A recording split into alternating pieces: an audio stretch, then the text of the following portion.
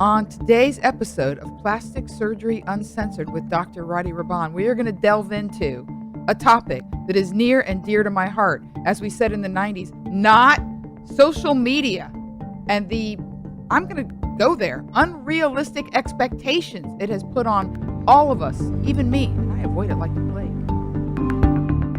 Today, on Plastic Surgery Uncensored, we are delving into social media and the effects it has on people's expectations of their physical appearance. When I say, Dr. Raban in the tag, I said, avoid it like the plague. I don't avoid it for using it for, inviting people to come to a comedy show. But I mean these whole bikini shots of so-and-so. You know how they do these celebrities on vacation?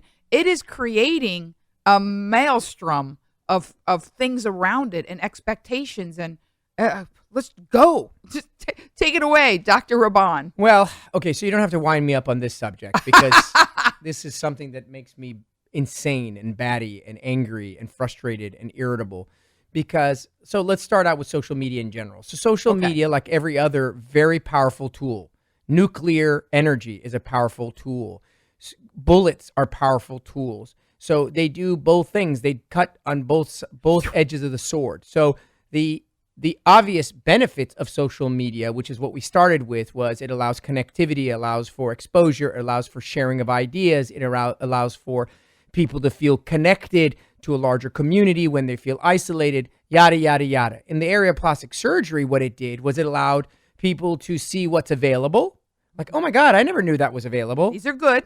It allowed people to see other people like them who are so-called regular people doing things that says, oh my God, she's like me. She's a mom in Wyoming. I that looks like me. So it allows them that.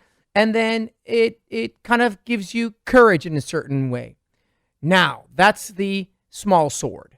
The larger and massively more damaging sword is that social media has literally single-handedly destroyed people's sense of self. I mean, that's a powerful statement. But it's true because what it's done is it has literally tweaked and altered the way you visualize yourself when you look at yourself in a mirror or in a picture or anything. So let me explain something to you. So in general, there's a concept of self, which is if you lived on an island from the day you were born, never came in contact with another person, and I stuck a mirror in front of you, you wouldn't know from a point of comparison that your nose is large, or your nose is, or your ass is large, or you have a fat gut. You wouldn't know that that's fat relative to what? Large nose relative to what? So our sense of self, by definition, no matter what anyone tells you, is a reflection of what you're like in comparison to people around you. So I'm tall relative to what? To short people. I'm in shape relative to what? Lazy people. You get it? So what social media has done is it's moved the dial. It's moved the dial of what you considered as your norm. And the problem is, if it were real, maybe you'd say, well, civilization has gotten better.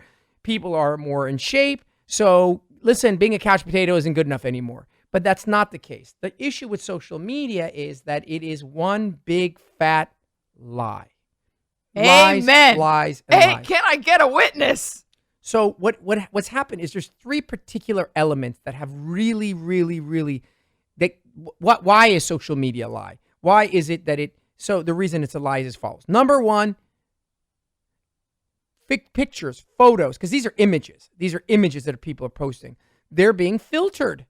There's a filter. You can literally put a filter that it completely erases all of your blemishes. In other words, it's that hazy, I look like I'm in the clouds filter. Well, I'm sorry, but an English bulldog looks like a stallion in those filters. It's not realistic.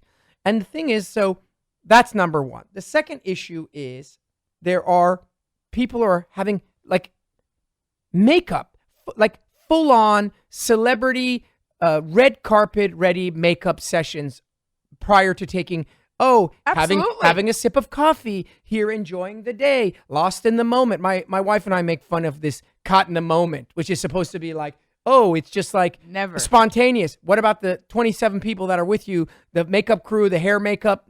I saw behind the scenes of Selena Gomez. It's a small army. Right. It's an army. So when you've seen these kind of, actually what I love more is when people debunk the makeup, you've seen literally young Asian men with makeup turn into beautiful Asian women on YouTube and whatever. Yes, I have So actually seen that. We know the power of makeup is incredible.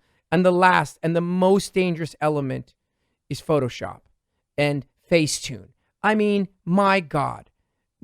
You could go from being 5'2", 212 pounds, and as square as a cube to looking like some runway Victoria's Secret model, all with the swift of the technology. So this catfish imagery, I call it ducky lip. what it has done is it takes people like my niece, who's 15, who's in high school, who's a young, beautiful, vivacious young girl who's constantly being bombarded with these images, and it's telling her that, oh, my nose is a little pudgy.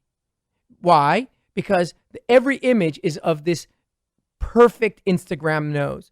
Oh, my hair isn't long enough, because they're all extensions. Oh my God, my lips are not, so on and so forth. So, and mind you, it's not the 15-year-old girl only. It's women, marriages, husbands. Even the concept of Facetune is kind of indecent. It's kind of an indecent concept to me. Well, it's misleading. I have a ton of Instagram models. Dare I use the word model? Because historically, when you were a model, it was a terrible industry, but you were brutally examined, and you would never be the cover of Vogue if you were not perfect. Mm-hmm. Here, you're a model because you take a bunch of selfies, Facetune them, and then post something provocative in a thong, and all of a sudden you got 650,000 followers. So the bottom line is I see a ton of so-called Instagram models, and not a single one of them looks like their image. Nothing. And so if you look like your image, kudos, good for you. And if you don't give the impression that you do, because what you're doing is you're misleading everybody else that this is an attainable aesthetic outcome. The funny part of this is that this used to be limited to celebrities. Back when we were kids, I mean, I'm older than you, but you would read like these movie star magazines, and you would know that these people would, tape their boobs together and have little hooks on the back of their necks. Like there were things that, quote unquote, celebrities and movie stars did. But now everybody wants in on that sort of unrealistic beauty game. And I can even tell you from being a comedian that you go in a comedy club and the headshot doesn't even look like the comics on stage, and the post, like, they're two different people. Yeah, I mean, I think that it's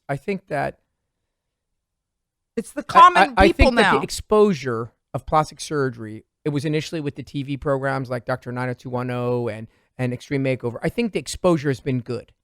I think the problem is that people have taken advantage of it and it's gone too far. And so what are the things that create why is social media so dangerous? Aside from what I just said to you, which is the images you're looking at don't exist. In other words, you go in and say, oh my God, Dr. Raban, I want what I refer to as the Instagram nose. That's an Instagram nose. An Instagram nose is a tiny, perfect button nose that has the tiniest little nostrils, and that no matter whether you smile or not, doesn't move or change. Okay. That's bizarre. Okay, but that's what people are asking. In addition to the fact that the images are fake, these are the things that are dangerous about social media. Number one is that people are being affected by what I call the physician celebrity effect. So doctors who may otherwise be poorly trained, not very qualified, because they can do whatever they want with money on social media, will blow up their pages with fake followers and pay influencers. And next thing you know, on social media, they're famous and they're considered highly reputable, when in reality, it's nothing more than a facade. Hype. It's hype. But the thing is, hype used to be very difficult. Now with social media, I can tomorrow, with just a little bit of money, I could have 650,000 followers. I can get a bunch of people to say that they love me and Dr. Raban, you're amazing. But we all know that that's a lie. So they buy their way into the game. They don't actually earn it by being a great doctor with an amazing gallery that's board certified. This is just like you plunk down enough cash, bam. So what they do is they bypass traditional methods of getting vetted. There used to be a time that you wouldn't be considered America's best unless you went through extensive training, highly reputable, colleagues were, spoke highly of you. And then now you can just literally, there are guys that graduated 2 years ago, that if you went on there and I just showed them to you, you wouldn't be able to tell that this guy hasn't been in practice for 25 years. Wow. Because they have such a false presence on social media. And who's monitoring that? Instagram doesn't give a crap. Nobody's vetting any So of no that. one is vetting anything. And if you're just an average person and you don't go past the first layer of investigation, which sadly, a lot of people don't do that anymore, you're going to get caught in the web of social media. We've talked about it over and over again. It's important. School, years graduated, time in practice. That stuff's not important anymore. All that matters is that you have 650,000 followers and Snoop Dogg or what's her name? Cardi B. Cardi B is the one who, God forbid, of all people, Cardi B is the one that endorses you. I would run the other way. The other things that are really interesting is what the social media has done is it's totally minimized surgery. It's literally like there's this new thing called a lip lift. And so like a lip lift used to be a pretty big surgery. Like you're cutting the upper lip, lifting. And now it's kind of like, hey, you want to, like, let's say you wanted to go get your nails done and silk wrap. Hey, I'm going to go get a lip lift. It's like a goddamn surgery. But the thing is, because it's so casually discussed, it's wrapped in a really, really, really pretty gift wrapping. You don't realize that inside that is arsenic. That's exactly the same way that little girls and little boys are smoking vape pens because they make it seem so desirable. Innocuous. So that's yet another danger. And the last thing that people need to keep in mind is, okay, so I follow so-and-so. I love her post. She's so amazing. Oh my God. Well, so-and-so, AKA the influencer that you're so influenced by, is biased. She gets paid.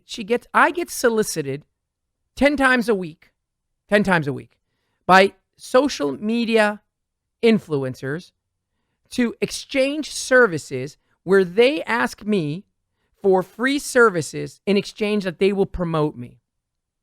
I mean, think about that for a second. So remember when doctors couldn't even advertise? It's there was a time when doctors and lawyers, it was considered unprofessional and déclassé to advertise. Well, now if you don't advertise, you don't exist. And now it's a matter of who is more sensational, who is more outlandish, who makes more noise, who is more out of the box. So to me personally, we have a social media presence. We have followers. I think if you go look at our content. This stuff's very straight up. Well, what it is what social media was designed for. As a physician, a social media platform, in my opinion, is designed to educate what's possible, what's not, give you information, and give you knowledge. I think that's a really, really good use of social media. It isn't there to sort of coax you into feeling that we're amazing and we're really hot and sensational and hip and we're the hottest thing since Kylie Jenner's lip kit. Don't get me going. That aggravates me. Like the fact that she is a billionaire giving self-made. Don't forget self-made because nobody helped her. She came from poverty. Oh yeah, for sure. Like her sisters aren't famous. Her mother. Yeah, no. Needless to say, I am in general super, super against the way social media is being used and how it's really manipulated and frankly morphed, distorted the way people see themselves. And the problem with that is, as a plastic surgeon, I spend half of my time trying to undo the effects of social media when people come in and ask for things. And the frustration I have is that I have to spend time with often regular patients telling them, no, that's not possible. And they'll show me images and I'll be like, no, that's not real. And it makes me so frustrated because it's set the bar in a way that can never be achieved. I call it the pornification of America because all of these women want to look this unrealistic sort of porn star look that it's incredible to me that the average woman now, if she doesn't have, the lips, the boobs, the tiny waist, they don't feel adequate. Normal women don't feel adequate. Well, listen, it's not just women. It's men and women, young people and old people. It's the effects of social media. And so I guess the take-home message would be just it isn't that, people would think take home message is ban social media. No. No. The take home message is be incredibly Go to Walmart and look around. the take home message is just be incredibly careful, diligent, and mindful when you look at images on social media and you look at yourself and wonder, and make sure you have a good sense of self, because that's really the only thing that matters. Amen. I'm going to leave it right there. This has been another very, you don't mess around, straight to the gut episode of Plastic Surgery Uncensored with Dr. Roddy Raban.